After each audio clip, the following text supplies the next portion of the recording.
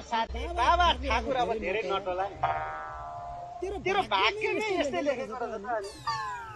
भाग्यमा लेखेको कुरा त भएरै छोड्छ अब भावीले लेखिसकेको कुरा काटेर पनि काटिँदैन मन बुझान क्या अक्रोजी तपाईलाई पर्नु पर्थ्यो त्यो गाली पाते अनि थाहा पाउनुहुन्थ्यो तर धन्न मेरो लिटिल पुन्टे बुढी राम्री परेकी है त्यो कुरामा चाहिँ म फेरि खुसीले गदगदै छु तर अहिले पनि म भन्छु मेरी बुढी भन्दा तेरी बुढी राम्री है भाउजूको लुक्सै करा के अब भाउजूले खाने भनेको लुक्सले हो क्या यस्तो बेलामा पनि जिस्किनु पर्छ तपाईलाई केही आइडिया लाउनु न आफूलाई म घर जान मुन लाग्दैन कसरी हो क्या त्यसलाई घरबाट निकाल्ने प्लिज मेरो पीडा बुझिदिनुस् म फसेको क्रोजी फेरि मैले आइडिया लाउनु पर्ने भयो तेरो रोइको रात नै अलिकति बढी नै भयो त्यसो भए छासा यसो गर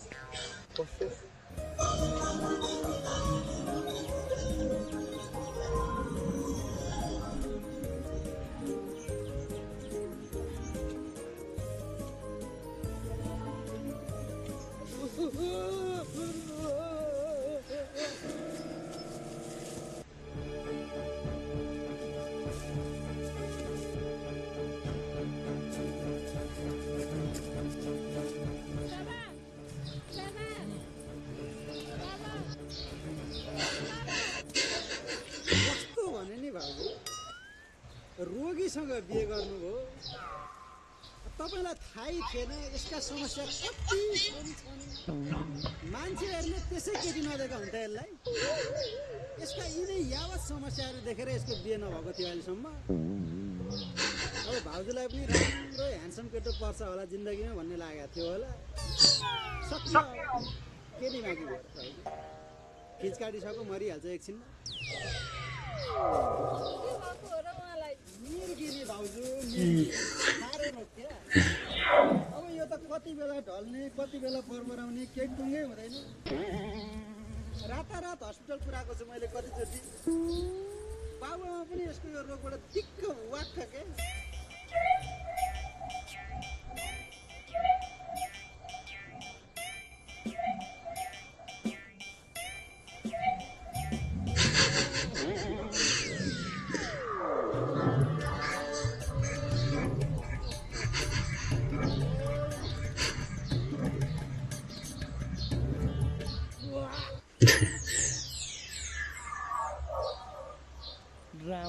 राम अलिअलि मात्रै बनाएको र कक्रोची मोजा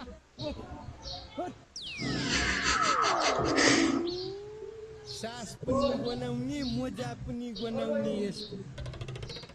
नबनाउने त केही पनि रहेन त कक्रोची यस्तो जाब रोगलाई त मोजा सुनेपछि भइहाल्छ नि यस्तो रोगलाई नि ठुलो रोग भन्न मिल्छ त मलाई त म माया गरेर केयर गरेर ठिक पारिहाल्छु नि ए कोदाली नबोल त बोल्दै नबोल है सास गनाउँछ यसको पार लाग्दै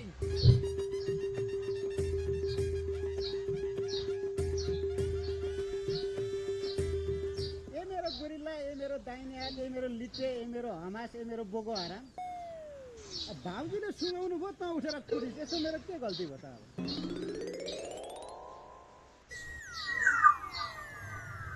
भाउजू तर तपाईले खाने भनेको लुक्सले हो है बाबु होला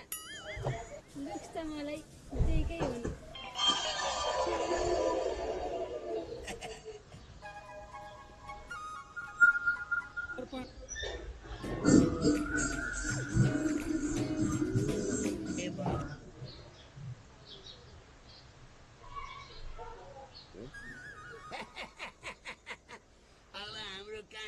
छोरीले यति राम्रो छिन्छ अनि यो जल्लीले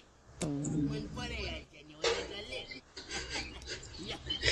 अब मैले देखेको चाहिँ भोलि नै टकटुक पारेर बिहे गरिदिइहाल्यो धेरै पर चाहिँ नलैजाऊ है नलैजाऊ हुन्छ भइहाल्छ नि के भन्छ हुन्छ अब भोलि नै सबै बिहेको तयारी गरेर जन्ती लिएर आइहाल्ने ए भगत बल्लेलाई लिएर घर लागिहाल्छ बिहेको तयारी गर्न थालिहाल म पनि यहाँ काँसिएर अलिअलि सरसफाइ गरिदिन्छु हुन्छ भइहाल्छ ल हिँड्दाले हिँड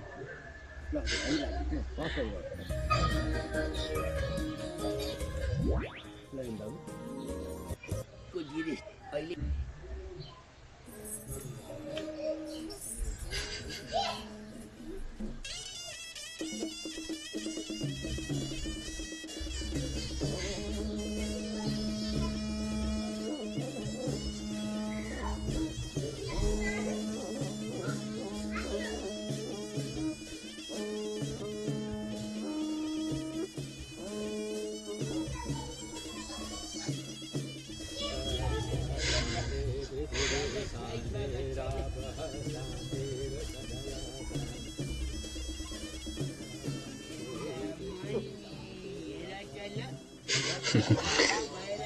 जल्ली भने नि काशी गलाइदिनु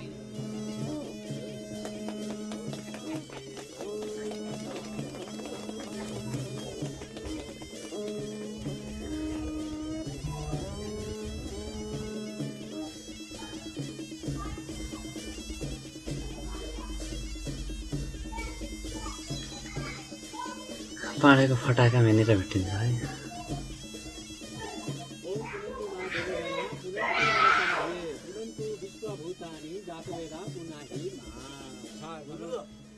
हजुर दुलै चाहिँ निकालौँ होला अब हुन्छ हुन्छ निकाल्नु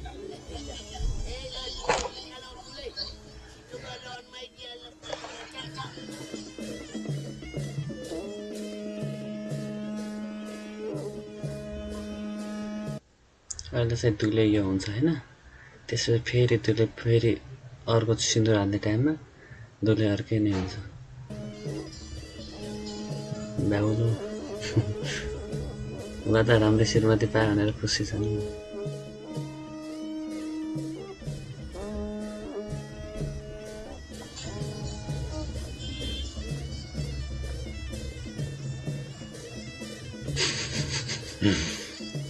हेरे हेरे गर्छ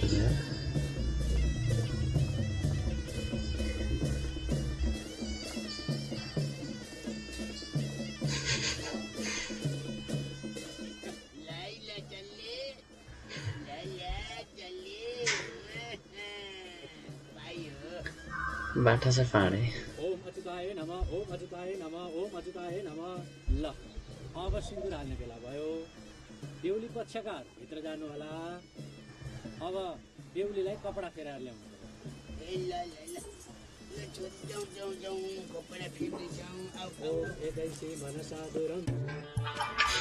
धेरै बेहुली चाहिँ हुन्छ है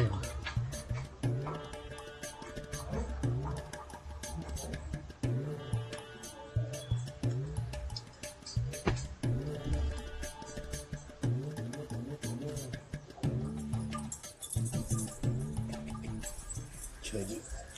ल अब तिम्रो त त्यही हो टिकटक सिकटक बनाऊ कसार ससार खाऊ निन्द लाग्यो भने सुत्देऊ है त रमा ल तिमी हेर ल काशी ल गयो है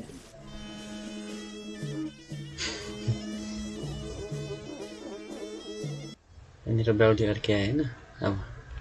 लास्टमा बेहुलीको दुलैले हेर्छ होइन बेहुलीको अनुहार त्यसै बेहुली फरक पर्छ होइन बेहुली फरक भइसक्यो के हेर्छ जुन त्यो भित्र बसेको केटी छ नि अर्कै होइन त्यसलाई जबरजस्ती पिटाएर हुन्छ होइन बेहुलाले बिहे गरेरै छाड्छ लास्टमा चाहिँ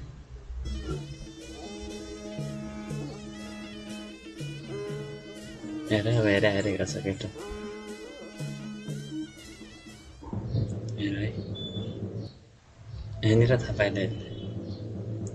कपाल हेरे थाहा पायो हेरे कसरी हेरे अब थाहा हुन्छ यहाँनिर यो कपालको भाग छ नि पुरै थाहा हुन्छ यहाँबाट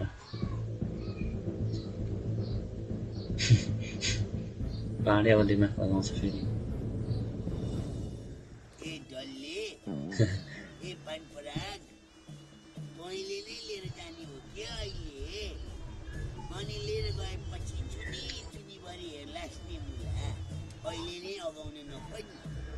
सिन्दुर हालिहाल्छ